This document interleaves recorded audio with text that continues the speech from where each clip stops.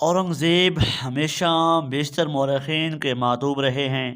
ان کی کردار کشی کے لیے سہارا ہمیشہ اس دلیل کا لیا گیا ہے کہ انہوں نے اپنے والد کو قید خانے میں ڈالا اور اپنے بھائیوں کو یکے بعد دیگرے مروا ڈالا۔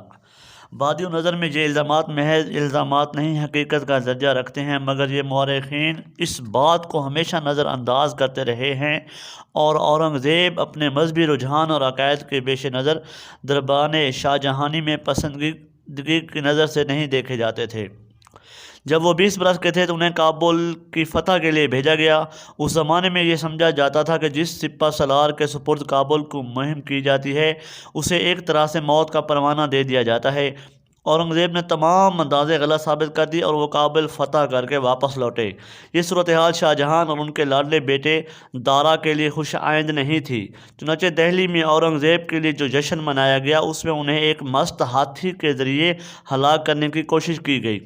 اس کوشش میں ناکامی کے بعد اورنگزیب کے سپرد حیدرآباد دکن کی شورشوں کی سرکوبی کا مشن کیا گیا۔ یہ بھی مشہور تھا کہ حیدرآباد دکن ہمیشہ ایسے سالاروں کو بھیجا جاتا تھا جن کو زندہ نہ دیکھنا مقصود ہو۔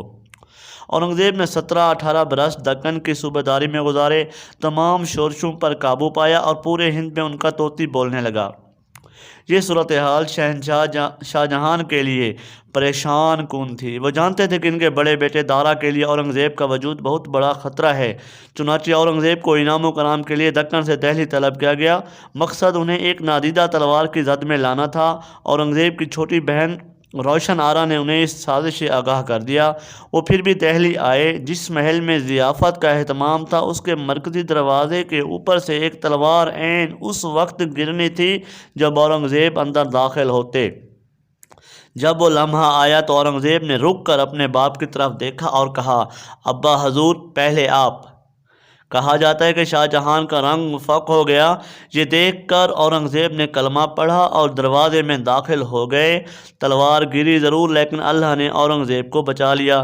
یہ واقعہ اورنگزیب کی زندگی کا اہم ترین موڑ تھا۔ انہوں نے اپنے باپ سے کہا، ابا حضور مجھے یقین نہیں تھا کہ ایک باپ ایسا کر سکتا ہے، لیکن میں آپ کو معاف کرتا ہوں، مگر اب ہندوستان کو ان عناصر کے قبضے میں نہیں جانے دوں گا جن کے ہاتھوں میں آپ کھیل رہے ہیں اور جو اسے اللہ کے دین سے دور رکھنا چاہتے ہیں۔ پھر جو کچھ ہوا تاریخ کا حصہ ہے۔